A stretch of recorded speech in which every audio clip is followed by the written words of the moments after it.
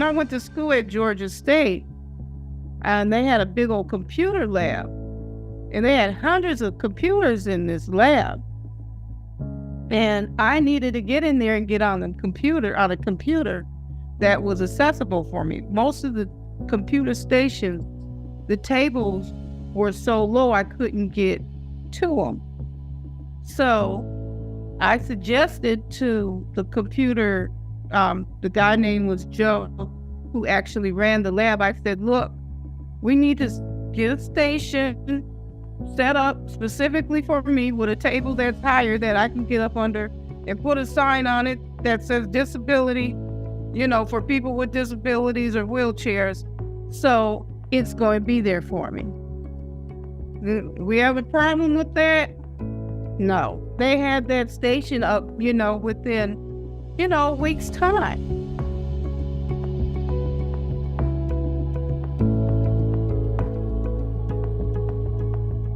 Welcome back to our series, Raise Your Voice, Succeeding Through Self-Advocacy.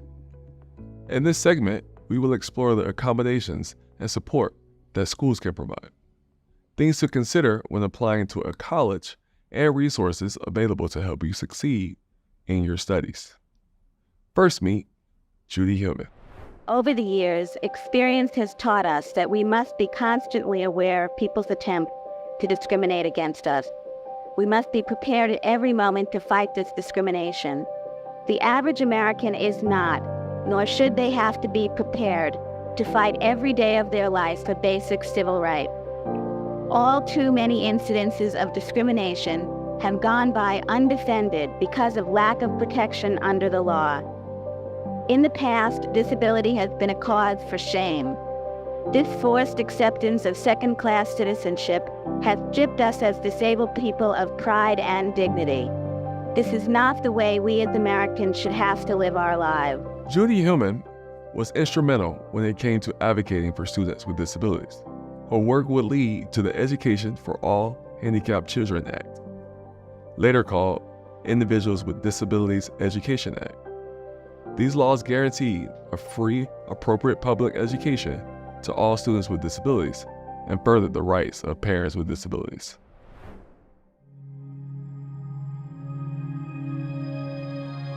As a student, or the parent of a student living with paralysis, you or your child has the right to receive support and accommodations to help reach academic goals.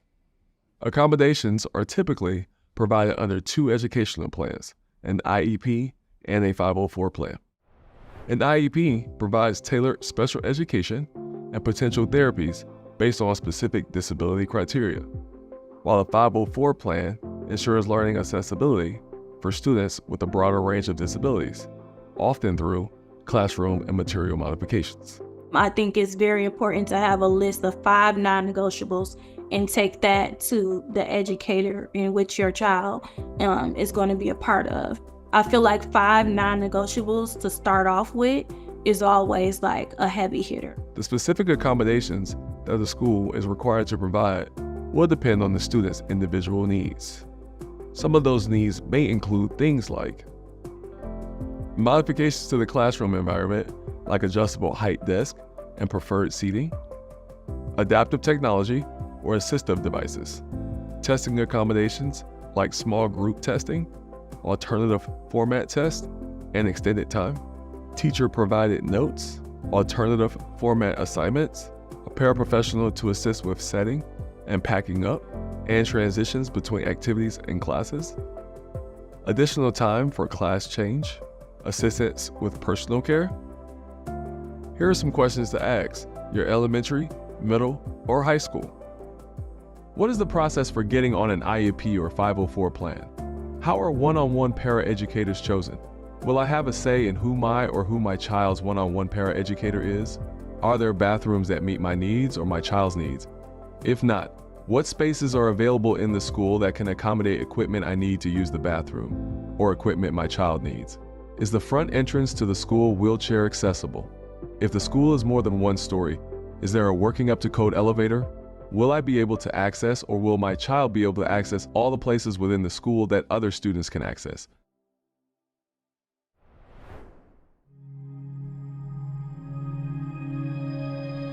So by the time I wanted to go to college, I started coming out with a whole bunch of other problems, that nerve pain, neurological problems, all type of other stuff where I had to do surgeries. And yeah, I just had to sit back and recuperate for a little bit.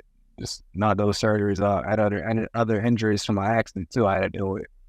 They say spinal cord injuries are like snowflakes. There's no two. None of us are the same. They really can't compare one to the other, really, because there's so many different. Spinal cord is so delicate. They can't really go in and say, hey, he's like this. We may have some similarities, but I would just say just listen to your body. Like, don't push it too far. As a student living with paralysis, you have the right to attend college and participate in higher education. Many colleges and universities have disability services offices that can provide support and accommodations to help you succeed.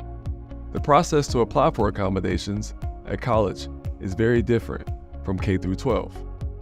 Colleges do not honor your IEP or 504 plan from high school and will require updated documentation from your doctor. It is up to you to advocate for your needs, and schools often ask what accommodations you need rather than suggesting ones you would benefit from. The specific accommodations that the school is required to provide will depend on the individual needs of the student and may include things like accessible campus housing, priority scheduling, adaptive technology or assistive devices, testing accommodations like extended time, small group testing, a scribe and alternative format tests, note-taking assistance, modifications to classroom environment, including adjustable height desk, preferred seating, and accessible classrooms.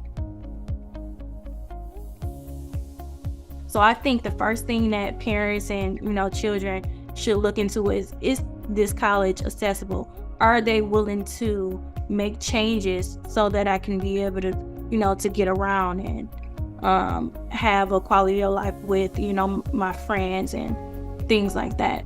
If you are considering applying to a university, here are some steps you should consider taking.